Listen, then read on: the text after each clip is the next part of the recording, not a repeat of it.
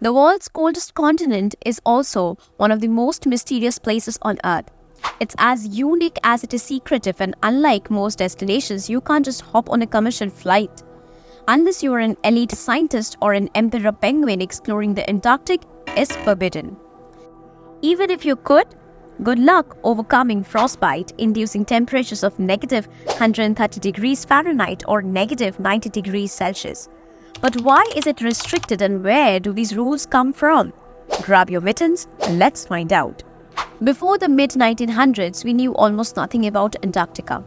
Then an American Navy explorer by the name of Admiral Richard Byrd Jr. changed everything.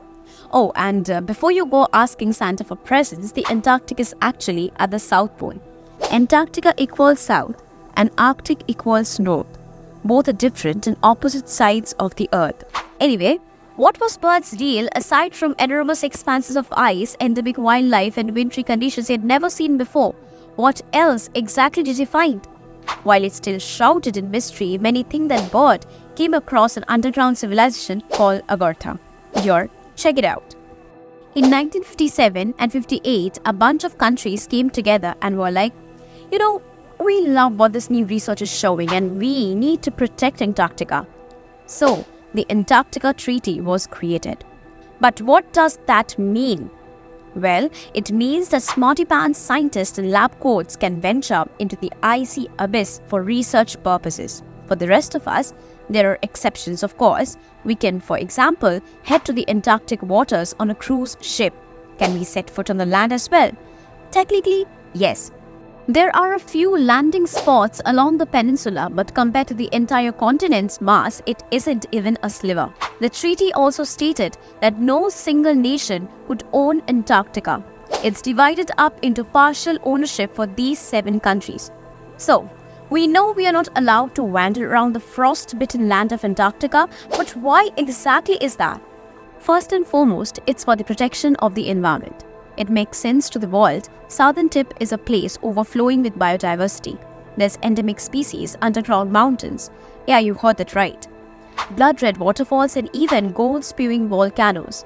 But as much as we do want to keep our beloved environment thriving, we have also been banned for our own safety.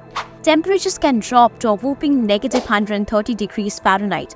That's negative 90 Celsius. For most of us, protecting the environment and ourselves is the whole story.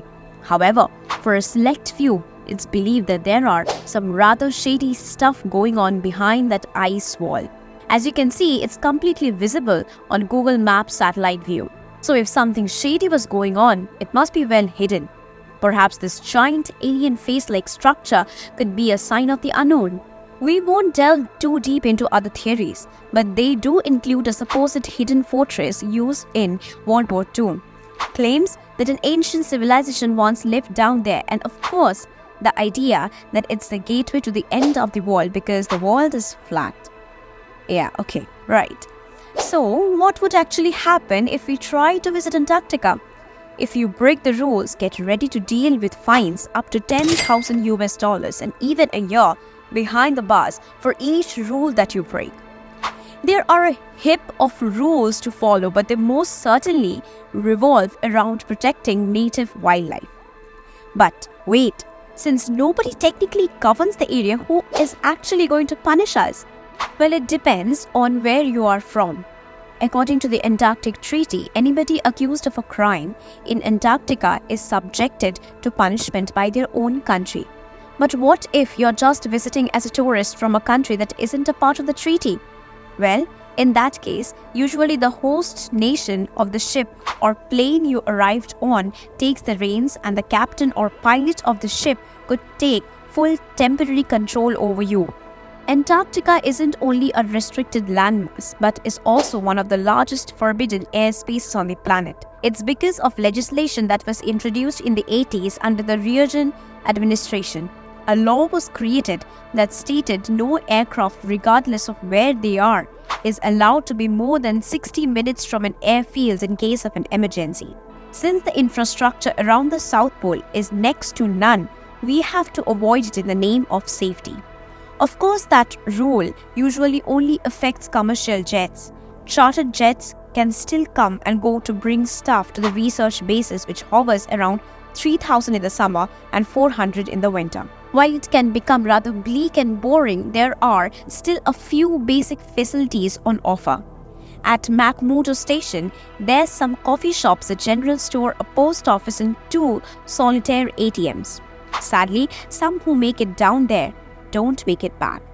Over the years, many bodies have been discovered beneath the ice, and there are some that have never been discovered at all. In total, the number of fallen explorers is thought to be in the hundreds. That's all for why no one's allowed to explore the Antarctic. Do you think there's more hidden down there that we don't know of?